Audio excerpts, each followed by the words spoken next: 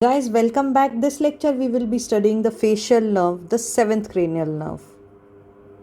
Before we move further in this topic, let's revise what we have studied till now about the facial nerve. So, in the pharyngeal arches lecture, we have studied that facial nerve arises from the second pharyngeal arch. So, the second pharyngeal arch we have is the seventh cranial nerve, which is the facial nerve, and it supplies the muscles of facial expressions, also the stapedius and the stylohyoid, and the posterior belly of digastric. So within a 1 minute of lecture, we have studied that facial nerve supplies the muscles of facial expression. Along with that, it supplies the stapedius muscle, stylohyoid muscle, and posterior belly of digastric. In the foramina of cranial cavity, we have studied that the seventh cranial nerve, which is the facial nerve, exits from the internal auditory meatus. So, if you remember, we have studied that this internal auditory meatus, which is present on the posterior cranial fossa or posterior cranial cavity. So the first foramen we have is the internal auditory meatus, and the seventh and eighth cranial nerve passes this internal auditory meatus. So we have the seventh cranial nerve, the facial nerve, passing from the internal auditory meatus. So guys, up till now we have studied two things about the facial nerve, which we have already covered in one of our previous lecture series. The first one is that it supplies the muscle of mastication, along with that the stapedius muscle, and also posterior belly of digastric and the stylohyoid muscle. The second thing which we have already studied in one of the lecture series is that it exits the posterior cranial cavity via internal auditory meatus. And if you remember, we have studied three foramens in the posterior cranial cavity, which is the internal auditory meatus, jugular foramen, and hypoglossal canal. And all these we have remembered in one sequence, so that we have remembered 7th and 8th via the internal auditory meatus, 9th, 10th, 11th by the jugular foramen, and 12th by the hypoglossal canal, as the 12th nerve itself is the hypoglossal nerve. So this we have already covered in one of the previous lecture series. And if you remember, in the trigeminal nerve, we have also studied about two ganglions which are related to the seventh cranial nerve. So one which is present close to the maxillary branch of the trigeminal nerve, which is the pterygopalatine ganglion, guys. If you remember this pterygopalatine ganglion, the topographically it is related to, structurally that means it is related to the second branch of the trigeminal nerve, which is the maxillary nerve. But functionally it is related to the facial nerve. And this pterygopalatine ganglion supplies three glands: lacrimal gland, nasal gland, and the palatine gland. So LNP gland, lacrimal, nasal, and the palatine gland. So one ganglion we have studied is the pterygopalatine ganglion. The other ganglion, which is topographically present close to the mandibular branch of the trigeminal nerve, is the otic ganglion, guys, as well as otic is related to the glossopharyngeal nerve. So we have the submandibular ganglion, which is functionally related to the facial nerve. Topographically it is related to the lingual nerve, which is again a part of a trigeminal mandibular branch of the trigeminal nerve, which is our fifth cranial nerve. So submandibular ganglion, functionally it is related to the facial nerve, which is the seventh cranial nerve. So we have studied 3 points already about the facial nerve in our previous lecture series. The first one is that it arises from the second pharyngeal arch, and hence it supplies the muscles of facial expression. Along with that muscle, the stapedius, along with that the stylohyoid, and the posterior belly of digastric. The second thing which we have already studied in the cranial cavity foramina lectures is that it exits the cranial cavity via the middle cranial fossa via the internal auditory meatus. The third thing we have studied about the facial nerve and the trigeminal nerve already, that two ganglion are functionally related to the facial nerve. These ganglions are topographically related to the trigeminal nerve but functionally related to the facial nerve. So the pterygopalatine ganglion, which is present in the maxilla, and therefore topographically it is related to the maxillary branch of the trigeminal nerve, and it supplies three glands, L, N, P, lacrimal, nasal and palatine glands. The other ganglion, which is functionally related to the facial nerve, is present in the mandible. So that is the submandibular ganglion. That is why it is topographically related to the mandibular division of the trigeminal nerve and functionally related to the facial nerve. So this submandibular ganglion, guys, and the submandibular ganglion supplies the submandibular gland as well as the sublingual gland, guys. So that means we are talking about the preganglionic fibers. So the preganglionic fiber to the submandibular ganglion, the first one, let's see about the pterygopalatine ganglion. Say suppose this is the pterygopalatine ganglion,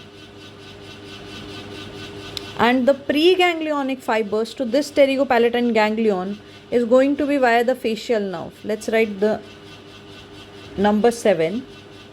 And the postganglionic fiber is going to be via the fifth cranial nerve, the trigeminal nerve, and hence it is going to supply L, lacrimal gland, N, nasal gland, and P, the palatine gland. Again, if we see the submandibular ganglion, so we are going to have the preganglionic fiber of the submandibular ganglion via the 7th cranial nerve. Here we have the submandibular ganglion, and the postganglionic fiber is going to be via the 5th cranial nerve, basically the lingual nerve.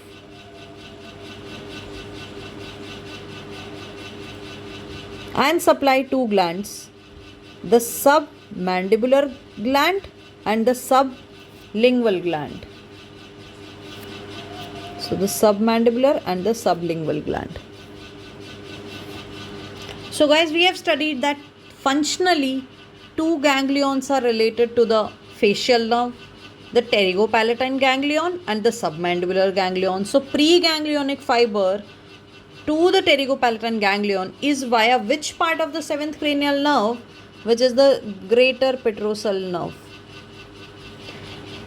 And the preganglionic fiber of the submandibular ganglion is via which part of the facial nerve, which is the chorda tympani nerve.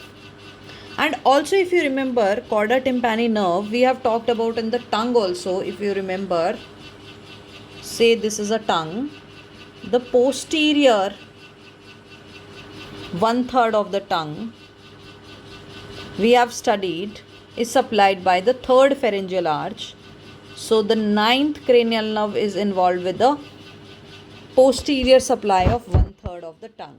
And also the circumvallate papillae. So what happens? These circumvallate papillae are embryogenically present posteriorly and then they come forward. That is the reason circumvallate papillae is also supplied by the 9th cranial nerve. The anterior 2/3 of the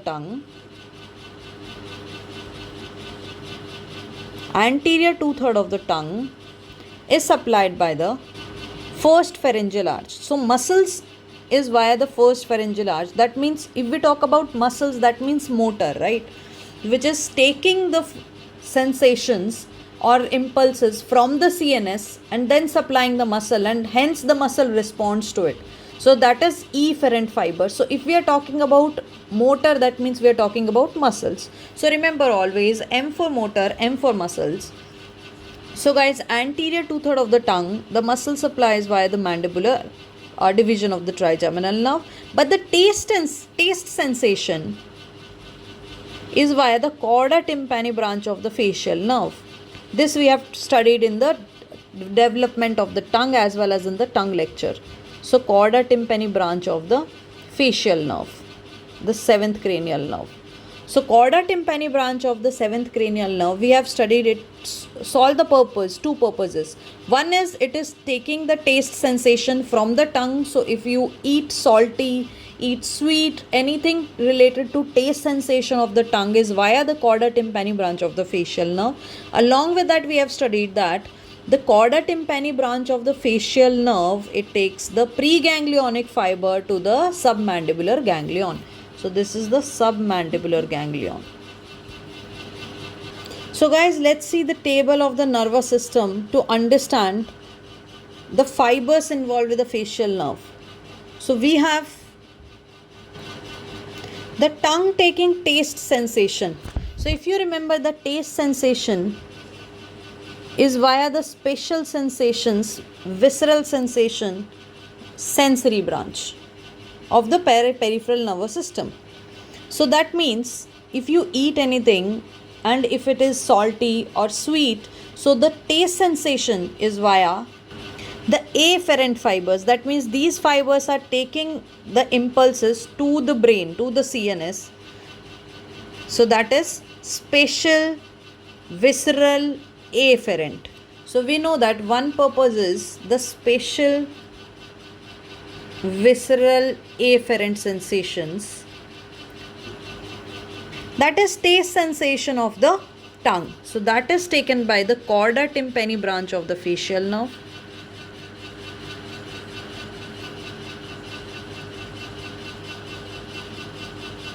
Branch of the facial nerve. So the taste sensation of the tongue.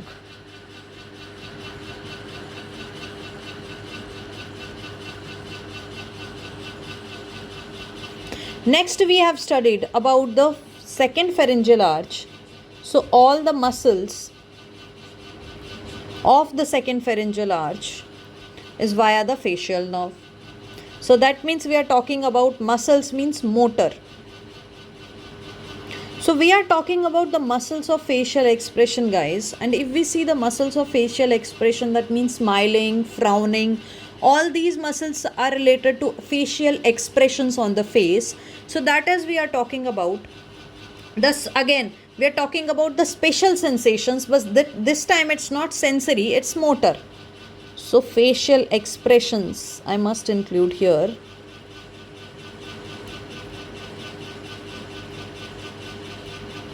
That is again the spatial, visceral, but this time it is taking the impulses from the brain, so away from the brain, and giving it to the muscles. So giving command to the muscles. That means we are talking about the efferent fibers. So that means SVE fibers.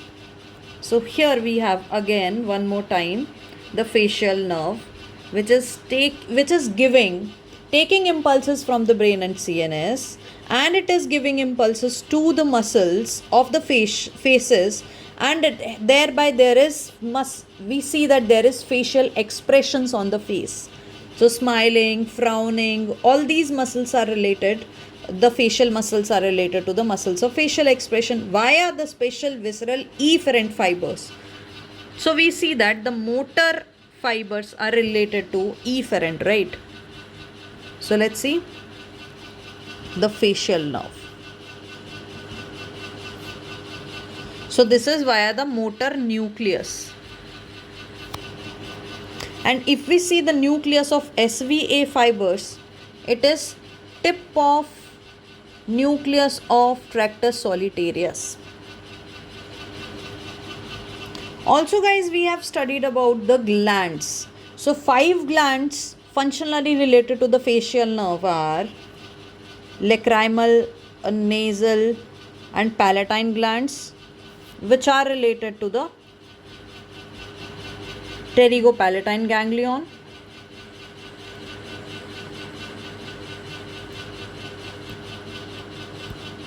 supplying the LNP glands. And also we have studied about the submandibular ganglion.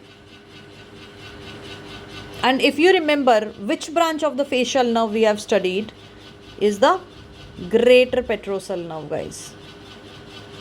So which is the branch of the 7th cranial nerve. Again the submandibular ganglion. we have studied supplies the submandibular gland and the sublingual gland.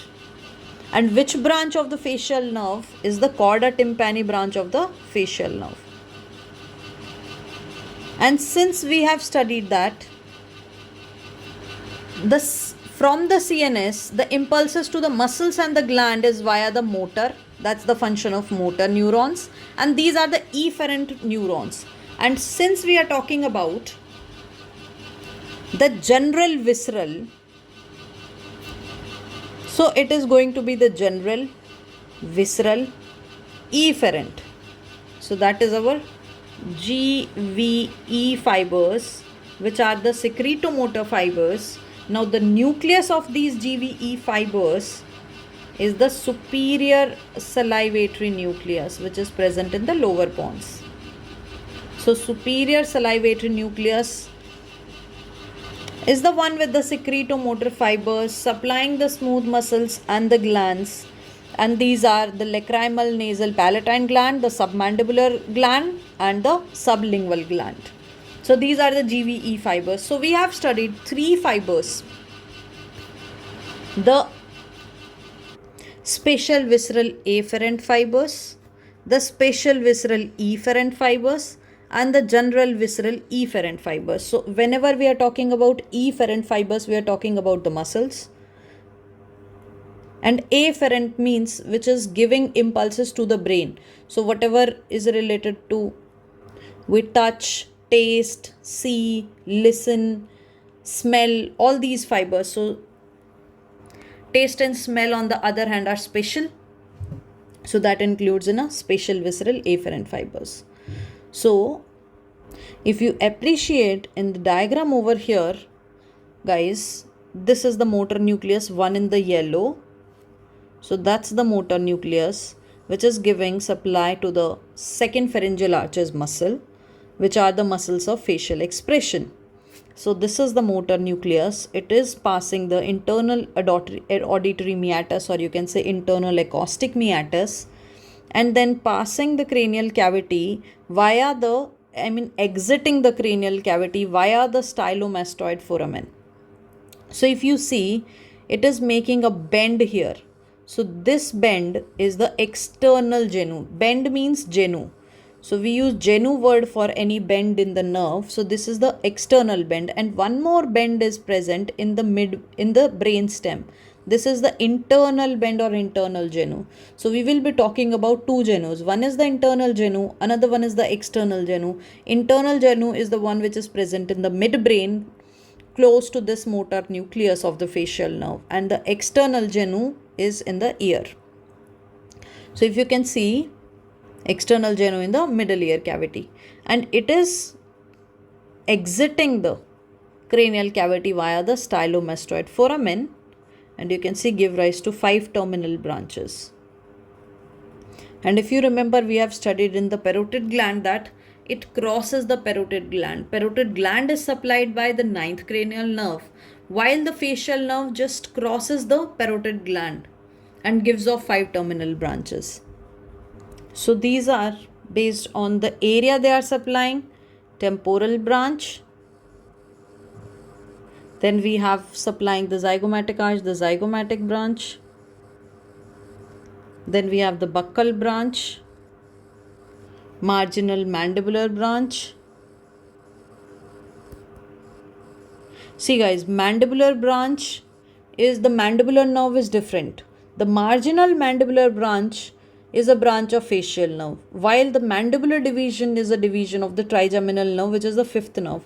So remember, if it is marginal mandibular, it is a branch of the 7th cranial nerve, and if it is a mandibular branch, then it is a division or a branch of a 5th cranial nerve. Then last one we have is the cervical branch. So 5 branches. Then this one is the marginal mandibular. So these are the 5 terminal branches of the facial nerve. And that's the motor nucleus. And if you remember the motor nucleus of the facial nerve, it gives off 5 terminal branches. So we have the temporal branch, zygomatic branch, the buccal branch, marginal mandibular branch, and the cervical branch. This is about the motor nucleus, which are the special visceral efferent fibers. So the motor nucleus is the special visceral efferent fibers. So if we are talking about E, that means it is supplying the muscles. And since the facial expressions we are talking about, that is why special visceral efferent fibers. Next thing, we have studied two ganglions. One you can see in the maxilla. So that is topographically the maxillary division of the trigeminal nerve. That means we are talking about the pterygopalatine ganglion. This ganglion is topographically related to the maxillary division of the trigeminal nerve, and it supplies three glands, guys. The lacrimal, nasal, and so here is the nasal and the palatine glands, which is not shown. So the palatine glands. So the pterygopalatine ganglion, topographically it is related. That means the postganglionic fibers are going to be the V2 division, or we can say maxillary division of the trigeminal nerve, while the preganglionic fibers, if you see guys, the orange color one arising from, if you remember, we have studied already, from the superior salivatory nucleus, the GVE fibers, so general visceral efferent fibers, since it is supplying the muscles and the glands. Always remember, efferent is what which is coming, the impulses are taking from the CNS and the brain to the muscles and the gland. So these are the efferent fibers away from the central nervous system. So these are general visceral efferent fibers. Again, both of these are related to muscles and gland, and this fiber is via the superior salivatory nucleus. So that's the superior salivatory nucleus, and the fibers are coming and supplying the preganglionic fibers are reaching up to the pterygopalatine ganglion. And if you see, again, the fibers are coming from the superior salivatory nucleus, and these preganglionic fibers in the infratemporal fossa makes this submandibular ganglion. The postganglionic fiber to the submandibular ganglion is via the lingual nerve of the trigeminal nerve branch of the trigeminal nerve, and it supplies the submandibular gland and the sublingual gland. So here is the sublingual gland and the submandibular gland.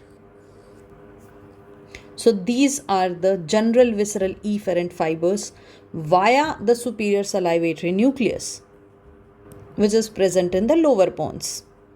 So guys, we have studied two nucleus, the superior salivatory nucleus as well as the motor nucleus. So motor nucleus supplies the muscles of the facial expression, which carries the special visceral efferent. If we see the word E, that means either it is gland or it is the muscles.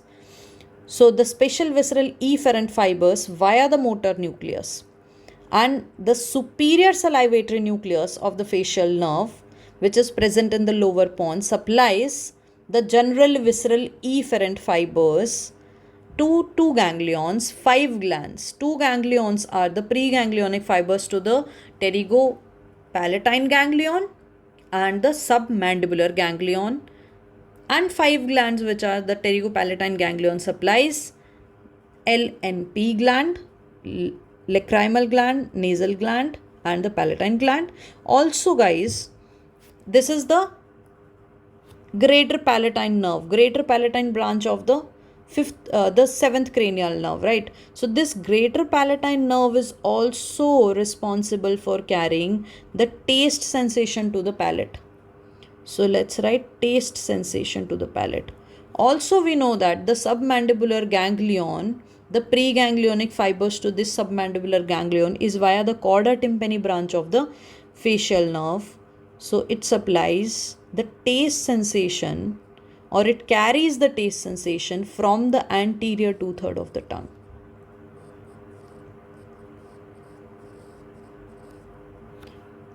So let's write anterior 2/3 of the tongue. So guys, let's see the brain stem. if you see, we have this motor nucleus of the facial nerve arising from the pons,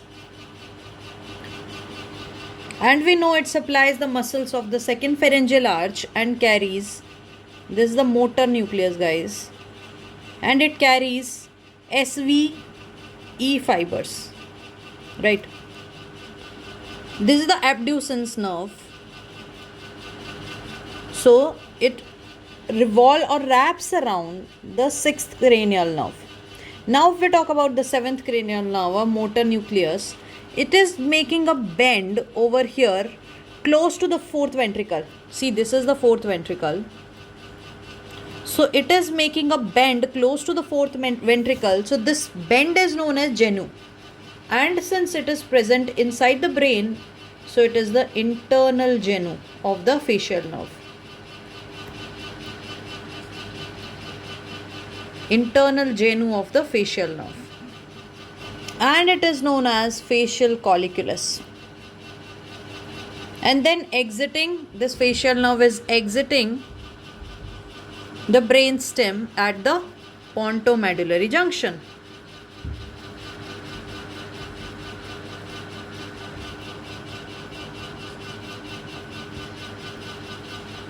Now let's see the facial nerve in a three-dimensional animation. So guys, if you see, these motor nucleus of the facial nerve are exiting at the pontomedullary junction. So you can see midbrain, pons and medulla. So at the junction of the pons and medulla, we can see the motor nucleus of the facial nerve exiting into the and entering the middle ear cavity. And again it is making a small bend over here, which is the external genu. So you can also appreciate one bend over here, which is the external genu. And then passing via the stylomastoid foramen. So guys, leaving the pontomedullary junction, and if you see, appreciate, close to this external genu, we have a ganglion over here. So this particular ganglion is the geniculate ganglion. So close to this genu, which is the external genu, so we have the geniculate ganglion, and also you can appreciate the ganglion over here. So this is the pterygopalatine ganglion guys, supplying the LNP glands. And one more ganglion which is present in the mandible, the submandibular ganglion. So that also you can appreciate over here guys, the submandibular ganglion. So this is the sublingual ganglion, and also we have the submandibular ganglion.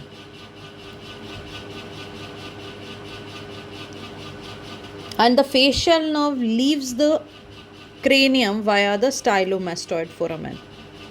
So you can see over here in the temporal bone, we have the styloid process, and it is exiting via the stylomastoid foramen and give rise to 5 terminal branches crossing the parotid gland. So exiting the stylomastoid foramen and give rise to 5 terminal branches. If you can see, the temporal branch, zygomatic branch, the buccal branch, marginal mandibular branch, and the last one, the cervical branch. And therefore supplying the muscles of the facial expression. You can see all the muscles of the facial expressions. So guys, that's the overview. So you can see over here the motor nucleus. That's the internal genu, which is our facial canaliculi, facial colliculus, and we have the SVE fibers, which are the fibers of the motor nucleus, and you can see it's making a bend and passing through the internal auditory meatus, entering the facial canal guys, and in the posterior wall of the middle ear cavity, there is a geniculate ganglion over here, and this geniculate ganglion is carrying the taste sensations from the tongue. So from the anterior two-third of the tongue, the chorda tympani branch of the facial nerve is going to carry the taste sensations via the geniculate ganglion, right? And past this geniculate ganglion, we have three branches. One is the greater palatine nerve, which is going to give rise to preganglionic fibers to the pterygopalatine ganglion. Then the second branch we have is the, now next branch let's see is the chorda tympani branch. So this chorda tympani branch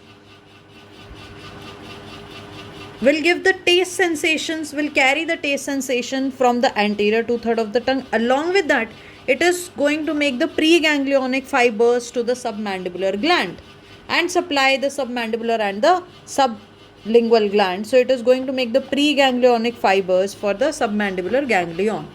The third we have, which is present here close to this chorda tympani, is the nerve to stapedius, which is going to supply the stapedius muscle. So let's just hand draw this diagram, and the motor nucleus exit the cranium via the stylomastoid foramen and gives off the 5 terminal branches crossing the parotid gland, but it is not supplying the parotid gland. So guys, let's hand draw this diagram. We have the brain stem.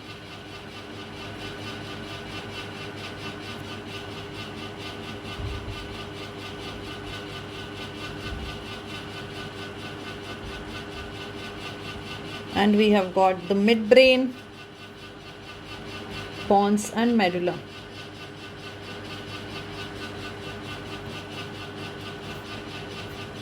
So here we have in the pons a motor nucleus.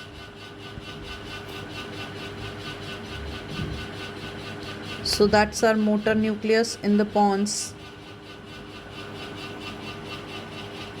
which is making a bend at the facial colliculus, which is present close to the fourth ventricle, or we can say floor of the fourth ventricle. So this is the internal genu of the facial nerve, and it carries SVE fibers. So we have special visceral efferent fibers of the facial nerve. Now this motor nucleus, or we can say the SVE fibers, exit at the pontomedullary junction. So they exit at the pontomedullary junction. So this is the junction between the pons and the medulla, and it passed the internal auditory meatus, enters the middle ear cavity, again making one more bend, which is the external genu of the facial nerve. Here we also have a geniculate ganglion. Then in the posterior wall of the middle ear cavity, we have the facial canal. In the facial canal, it gives off 3 branches. The first one we have is the greater palatine nerve. So the greater palatine nerve, which will give the preganglionic fibers to the pterygopalatine ganglion. Then we have the nerve to stapedius, supplying the stapedius muscle. And also we have the chorda tympani branch of the facial nerve, which is going to give rise to preganglionic fibers to the submandibular ganglion. So the first one we have is the greater petrosal nerve, the preganglionic fibers to the pterygopalatine ganglion, the chorda tympani, again the preganglionic fibers to the submandibular ganglion, and this motor nucleus of the facial, the motor branch of the facial nerve, which carries the SVE fibers, exit the facial nerve via the stylomastoid foramen. and crosses the parotid gland, and it give rise to 5 terminal branches.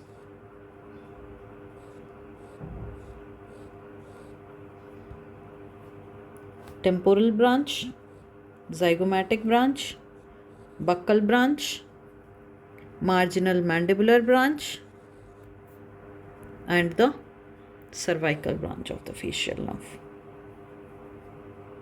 So guys, this is the geniculate ganglion.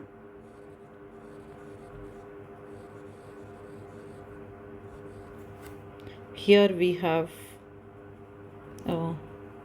the greater petrosal nerve, the chorda tympani nerve, and nerve to stapedius.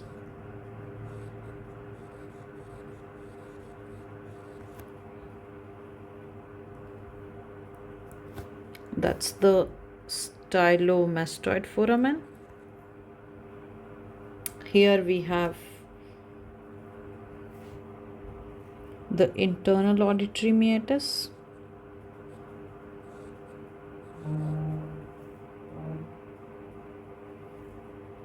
and then let's draw the face as well.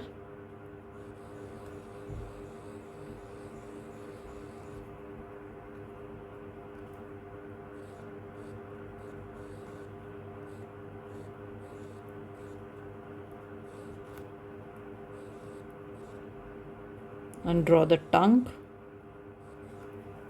So the anterior 2/3 of the tongue, taste sensation is again via the chorda tympani branch. So the taste sensation of the anterior 2/3 of the tongue again via the chorda tympani branch.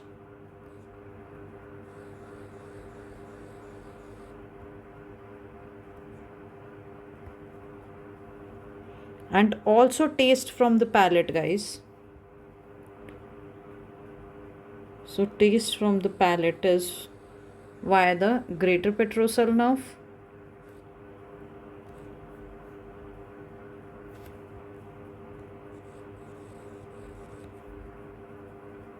and then up to the geniculate ganglion. From the geniculate ganglion, it is going to carry these fibers to the tip of nucleus of tractus solitarius.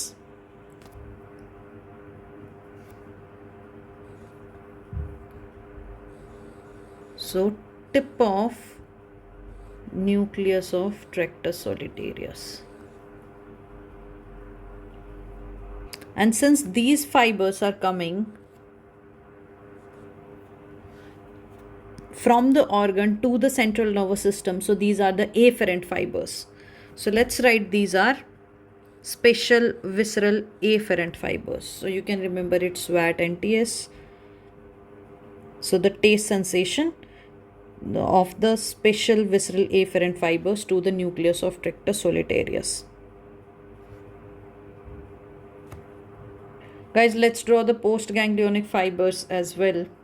So we have the postganglionic fibers of the pterygopalatine ganglion supplying the LNP gland. So the lacrimal, nasal, and the palatine. So lacrimal, nasal, and the palatine. Also we have the postganglionic fibers of the submandibular ganglion carried by the lingual branch of the trigeminal nerve to the submandibular and the sublingual gland. So the submandibular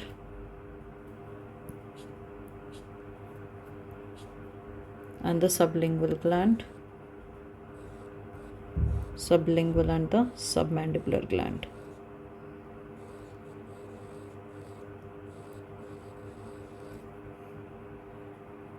So guys, we have the pterygopalatine ganglion over here and the submandibular ganglion over here and the submandibular ganglion over here.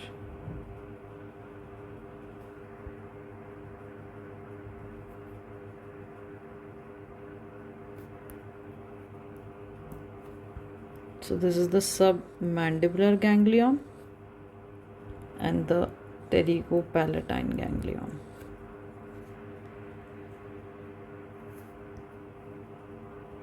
And also at the floor of the foramen lacerum, we see that one of the branches of the T1 sympathetic plexus.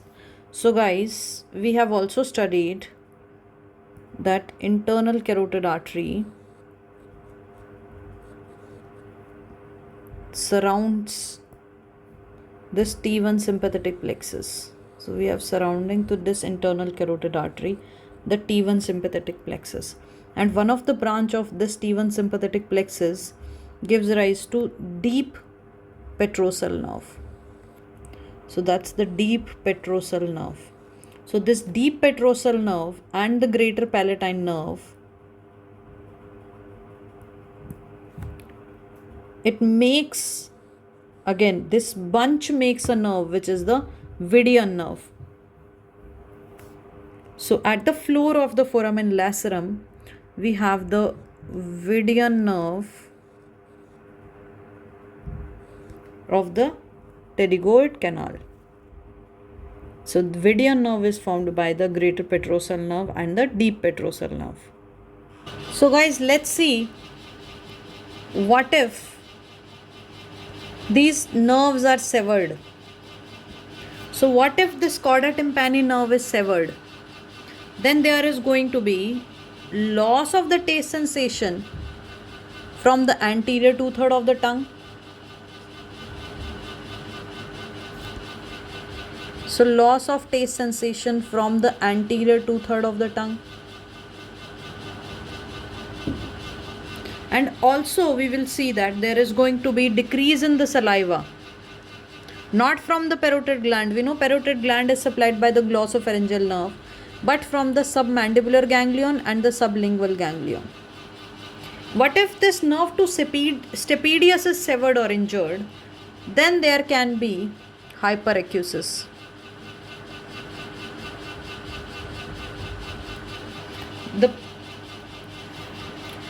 The function of this stapedius is dampening this loud voice. That means if nerve to stapedius is injured or severed, the patient will have very loud painful hearing. Then if we see that if the greater petrosal nerve is severed, then two things. One is the taste sensation from the palate. Taste sensation from the palate won't be there, and also there will be dryness of LNP glands. So there will be no tear, no nasal secretions, and dryness of the palate. Earlier surgeon used to sever this Vidian nerve in case of vasomotor rhinitis with intractable rhinorrhea. So in case if the patient will have lot of nasal discharge, lot of like vasomotor rhinitis, since the nose won't stop, too much of watery discharge from the nose. Nowadays we give the nasal spray. Guys, what if this facial nerve is severed proximal to the geniculate ganglion? So if it is severed proximal to the geniculate ganglion, we see crocodile tear syndrome. So in this particular syndrome, the patient while eating will have tears coming out. And the reason behind this crocodile tear syndrome is that, or the lacrimatial during eating, is because of the misdirection of the regeneration of nerve fibers. Since these nerve fibers of cauda tympani, or the nerves reaching to the salivary gland, they are misdirected to the lacrimal gland as well. So whenever the patient eats food, or if there is any stimulation of saliva, there is going to be stimulation to the lacrimal gland as well, because few fibers are going to lacrimal gland also. So this is what happens in crocodile tear syndrome, that the patient will have lacrimation while eating. It can be because of the Bell's palsy, or it can be because of any viral exposure. So if there is any injury proximal to the geniculate ganglion, we see the crocodile tear syndrome because of the misdirection of the regeneration of autonomic nerve fibers. And guys, we also know that paralysis of the facial nerve will result in the Bell's palsy. In the Bell's palsy, since the facial nerve is paralyzed, so all the muscles of facial expressions to that side is paralyzed. Generally the left side, so the patient won't be able to close the left eye. The patient won't be able to smile from that side. Since the patient is not able to use the muscles of facial expression, the buccinator is not working, so food will start accumulating inside the cheek area. Sometimes even the patient has to put finger inside to remove this accumulated food. There is going to be excessive drooling of the saliva also. So that's about the facial nerve. Guys, also let's draw the superior salivatory nucleus. So we have the superior salivatory nucleus that is supplying the 5 glands. The inferior salivatory nucleus, on the other hand, will be studying in the 9th or the glossopharyngeal nerve supplying the parotid gland. So the fibers of the superior salivatory nucleus again accompanies this fibers of the motor nucleus, and it supplies 5 glands. LNP, so it supplies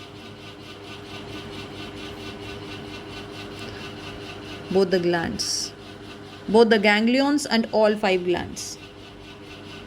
The lacrimal nasal palatine via the pterygopalatine ganglion, submandibular sublingual gland via the submandibular ganglion.